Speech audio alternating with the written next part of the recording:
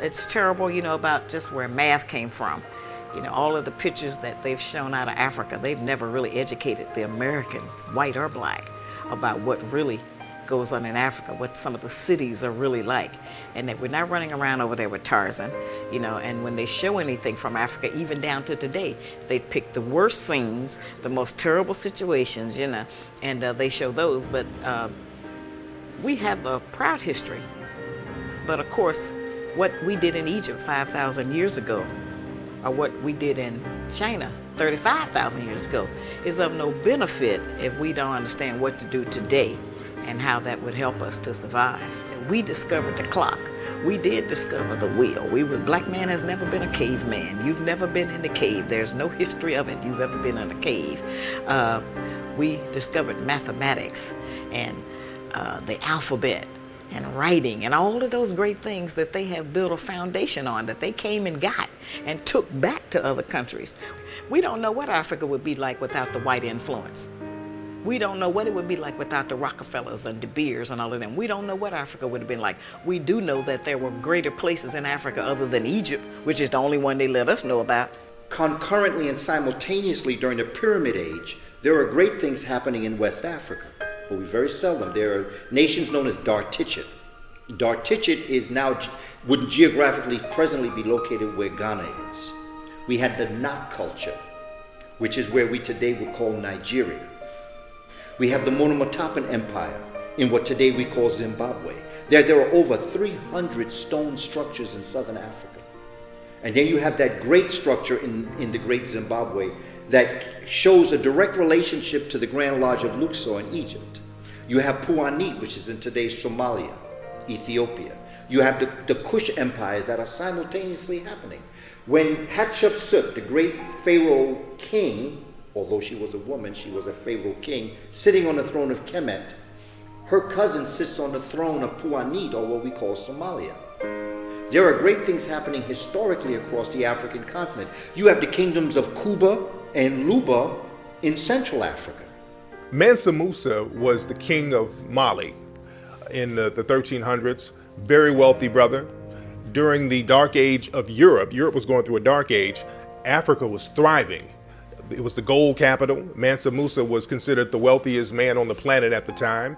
Mansa Musa had a very well-known pilgrimage to Mecca, where he went to Egypt and went to Mecca and went through Egypt, and he gave out so much gold, it threw off the Egyptian economy.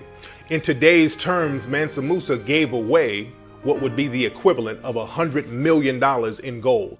The African was the first race to circumnavigate the entire globe. All over Africa, all over the world, the peoples of color that they call Africans, Alkebulanans, we were all over the world. So to say that in Ghana they had the Ashanti, they had, all over, we had powerful dynasties, so innumerable we couldn't even name them, because remember, we had hundreds of thousands of years, and that's the secret. They cut us off at 6,000 because anything beyond that they could say is mystery, they could say is myth.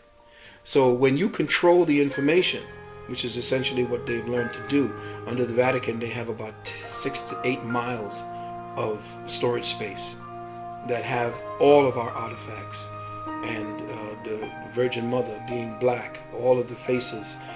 We have to take apart the layers that are actually constructed in the lie. They're layered. For instance, you have a discipline in academia called Egyptology. Now, what is Egyptology? They say, well, it's the study of Egypt. Well, no, it's not the study of Egypt. Egyptology was created by the Vatican in order to make sure that there was a screening mechanism in place to explain away the truth that was being excavated every year, that kept giving them proof of who the ancient Kemites were. So Egyptology and Egyptologists are essentially agents of this information. Where else do you see a society, a people, and a way of life actually become a science? unless you have specific purposes to make sure that the information that you are gathering on those people are given the proper perspectives to maintain the lie. So you don't get an Americology, you don't get Europology, you don't get Russiaology. Richard Pryor, right? When he had his special back in 1977, there's a scene. They only allowed him to do 5 shows. In fact, they were rather ignorant because it took them 5 shows to realize what the brother was really doing. Richard Pryor, there's a scene where he goes in to the pyramids, and he is carrying the bags of the archaeologists and the anthropologists who are of European descent. And they're talking amongst themselves about what this find is and its importance, the greatness of it. And Richard Pryor is in this temple looking all around, and he begins to say, but all these people are black. He said, look at that guy over there. That guy look like my uncle. And he's just, it's humorous, but what Richard Pryor is actually talking about is that, these are black people in these pyramids, and these are the people that built these pyramids. He's saying, wait a minute, these people... And then all of a sudden, the camera begins to show the anthropologists of European descent, and they start to nudge each other because they realize, hey, the guy carrying the bags is looking around and he's learning some things in here. So very quietly, you see them backing out of the pyramid, right? And Richard Pryor is still there talking about how great the pyramid is, and then all of a sudden, they show you the door close, and all of a sudden the scene goes black. Which means that was the blackout on the information for black folk to understand their history. This is what Richard Pryor was dropping on us in 1977. This is what actually has happened. Richard was telling us, this is what has happened to us. Because as you become conscious, and brother becomes conscious, and as a community we become conscious, the Europeans who know this are beginning to realize.